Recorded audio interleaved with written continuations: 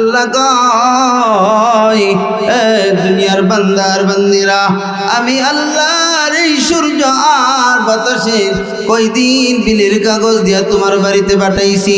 আমি যদি বিলের কাগজ দিয়া তোমার বাড়িতে পাঠাইতাম, এমন কঠিন হইতাম দুনিয়ার সরকারের মতো, তুমি 1 মাসের বিল দিতে পারতা না। জোরে বলেন ঠিক কিনা? তোমার জায়গা জমিন 14 গোষ্ঠীর সব বিক্রি কইরাও আমি আল্লাহ সূর্য আর বাতাসের বিল দিতে পারতাম না। দুনিয়ার বান্দা আর বান্দিরে, আল্লাহ কই বান্দা এবার আসো, কেন আমার ইবাদত করবা, কেন আমার ইবাদত করবা? এই যে আমরা অনেক সময় আমাদের সমাজের অনেক মানুষ অসুস্থ হয়, স্ট্রোক করে কি করে না, হার্ট ব্লক হয়ে যায় কি যায় না? কথা বলেন, উত্তর দিন, যায় কি যায় না? তাড়াতাড়ি হসপিটালে নিয়ে যাইতে হয়, তখন ওখান থেকে ট্রান্সফার করে সরকারি মেডিকেল অথবা বড় কোনো হাসপাতালে, ওখানে নিয়ে আইসিইউতে ভর্তি করে লাইফ সাপোর্ট দেয়। কথা বলেন ঠিক কিনা? আল্লাহ কই বান্দা কেন আমার ইবাদত করবে না? তুমি যখন আইসিইউতে ঢুকো, তোমার যখন লাইফ সাপোর্ট দেয়, 1 দিন 2 দিন 3 দিন লাইফ সাপোর্টে রাখার কারণে আমার আপনার বিল দিতে হয় লক্ষ লক্ষ টাকা। কথা বলেন ঠিক কিনা? আল্লাহ কয় বান্দার বান্দি, দুনিয়ার মেশিন দিয়া তোমার লাইফ সাপোর্ট দেয়, বিনিময়ে বিল দিতে হয় লক্ষ লক্ষ টাকা। আর আমি আল্লাহ তোমার জীবনটারে 1 দিন 2 দিন না, তোমার মার গর্ভের থেকে মৃত্যু পর্যন্ত তোমার লাইফটারে আমি আল্লাহ সাপোর্ট দিতেছি। কয়দিন আমি তোমার কাছে বিল চাইছি? আরো আসতে কইন ঠিক। আল্লাহ যদি বিল চাইতো ভাই মেশিনের ভিতরে বইরা, আরে অনেক সময়তে এমনও দেখছি মরা মানুষটারে আইসিইউতে রেখে অভিনয় করে টাকা নেয়। এই কথা কন, কথা কন। মরা মানুষটারে তো অনেক সময় আইসিইউর ভিতরে রেখে কয় এখনো জীবিত আছে। কি বলেন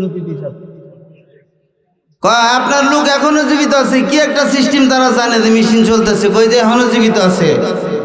তখন গরিব মানুষ হইলেও চিন্তা করে যে আমার বাড়ি গাড়ি রিক্সা অটো যা আছে বিক্রি করে যদি আমার আপনজন বাঁচাইতে পারি, বাঁচুক না, প্রয়োজনে সব বিক্রি করে তা কামলা দিয়া ভিক্ষা করে ভাত খাবো।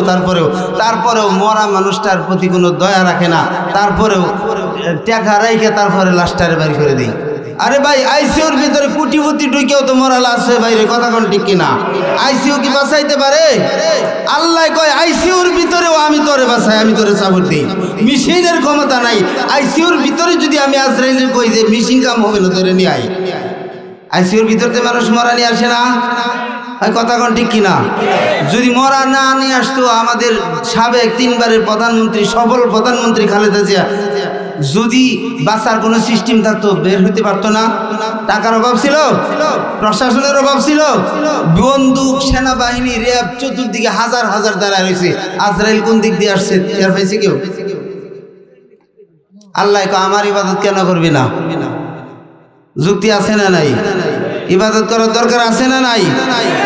আমার বন্ধুগণ, আমার বাবাজি, কি বলবো, লম্বা আলোচনা বলবার সুযোগ নাই, সময় নাই, রাত্র অনেক হয়েছে। এবার আসেন আল্লাহ পাক রব্বুল আলামিন কয়, দুনিয়ার বান্দা আর বান্দিরি, এবার কেমনে তুই আমার না শুকরিয়া করবি, কেমনে তুই আমার ইবাদত বন্দিগি করবি না? এই যে একটু আগেও গরু গোশত দেখাইছি, যে অতিথি সাহেব আমরা একসাথে খাওয়া দাওয়া করেছি গরু গোশত দিয়ে। আল্লাহ কয় বান্দা তোর জন্য আমি কি না করছি, আলাম গরুটাই তোরে খাওয়া আমি হালাল করে দিছি। গরুর গোশত, গরুর কলিজা, গরুর সিনা খুব মজা করে খাইছি, খুব মজা করে খান। এবার আসেন আল্লাহ কয় বান্দা তুই গোশতটা মজা কইরা খায়া, গোশতের যে হাড্ডিটা এইটার ভিতরে কিছুই নেই, সুইসা ভিতরে যা ছিল ক্যালসিয়াম সব খাইছস। খাওয়ার পরেও ওই হাড্ডিটা তুই দিন দিয়া বাহিরে ময়লার ভিতরে ফালাই দিছস। তোর বাড়ির কুকুর গিয়া মরা হাড্ডিরা কামড় দিয়া দইরা নিয়া তার ছোট ছোট বাচ্চাদের সামনে নিয়ে সাইরা দেয়। মরা হাড্ডিটারে চাটে, কোনো কিচ্ছু নাই এর ভিতরে। তারপরে কুকুর ডাক দেয়া কয় আল্লাহ, আল্লাহ মানুষের খেদমতের জন্য গোশত না দেখ মোরা হাড্ডিটা দিছে তো তারপরেও আমি মালিকের বেঈমানি করব না। মালিকরে ডাক দিয়া কয়, ও মালিক, ও গৃহস্থ, আপনি গোমান, আপনি আমার গোশত না খাওয়াইলেও মোরা হাড্ডিটা তো দিছেন। সারা রাত আমি আপনার বাড়ি পাহারা দিব, চোর আসতে দিব না, ডাকাত আসতে দিব না। আপনি ঘুমান, সারা রাত আমি আপনার বাড়ি পাহারা দিব। আল্লাহ পাক রব্বুল আলামিন ডাক দিয়া কই, এ বান্দা, তোর মোরা হাড্ডি না, তাজা গরুটাই তোরে আমি খাওয়ার ব্যবস্থা করে দিছি। কেন তুই আমার শুকরিয়া আদায় করবি না? কেন আমার ইবাদত বন্দেগী তুই করবি না? যুক্তি আছে না নাই আল্লাহর? আল্লাহ তুমি কত মহান, কত ভালো বন্ধু, প্রাণে তুমি, মনে তুমি, তুমি দয়ার সিন্ধু। আল্লাহ তুমি কত মহান, কত ভালো বন্ধু, প্রাণে তুমি, মনে তুমি, তুমি দয়ার সিন্ধু। নেই গহনে ত্রিভুবনে তোমারই সমান, তুমি রহমান, তুমি রহমান, তুমি মেহেরবান, দয়ালু তুমি, তুমি বিধাতা, তুমি তো মাবুদ, তুমি যে দাতা। দয়ালু তুমি, তুমি বিধাতা, তুমি তো মাবুদ, তুমি যে দাতা। ক্ষুধা পেলে অন্ন যোগাও, মিঠা পানি তৃষ্ণা পেলে, কথা বলেন ঠিক কিনা? ক্ষুধা পেলে অন্ন যোগাও, মিঠা পানি তৃষ্ণা পেলে, আমি গাই তোমার গুণগান। তুমি রহমান, তুমি মেহেরবান। আল্লাহ পাক রব্বুল আলামিন কই, হুয়াল্লাযী খালাকালাকুম মা ফিল আরদি জামিআ সুম্মা ইসতাওয়া ইলাস সামাই ফাসাওয়াহুন্না সাবআ সামাওয়াত ওয়া হুয়া বিকুল্লি শাইইন আলীম।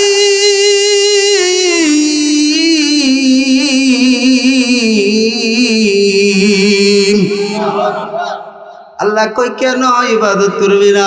দুনিয়াতে যা কিছু দেখতে চাস, চন্দ্র সূর্য এই যে দেখতে পাও না, বাতাস নিজে টানতেছ, তারপরেও যত যা কিছু আছে, এই চতুর্দিকে যত যা কিছু দেখতেছ, সব কিছু আমি আল্লাহ তোমাদের খেদমত করার জন্য বানাইছি। কিন্তু ইবাদত করতে হবে কার? আল্লাহর। এই বিষয়গুলো যদি আমি আপনাদের বোঝাইতে যাই, কেন করব? আরো অনেক শত শত উপমা আছে বোঝানোর মতো, আপনার চোখে পানি চলে আসবে, কিন্তু ওই দিকে যাওয়ার সুযোগ আমার নাই। কারণ দ্বিতীয় বক্তা থাকে মাঝখানে চাপাই থাকে, খালি দৌড়াদৌড়ি। সর্বশেষ আলোচনা করলে সময় থাকে মন খুলে আধা ঘন্টার জায়গায় 1 ঘন্টা কথা বলা যায়, কিন্তু প্রধান মেহমান চলে আসলে আমাকে মাইক ছেড়ে চলে যেতে হবে। এই জন্য আমি খালি দৌড়াইতেছি, লম্বা আলোচনা করতেছি না, শর্ট করতেছি। এবার আসেন, আল্লাহ কয়, আল্লাহ তা'বুদু ইল্লা ইয়া, ইবাদত করবেন কার? আল্লাহর। তার কোনো শরীক আছে? একক, তার কোনো শরীক নাই।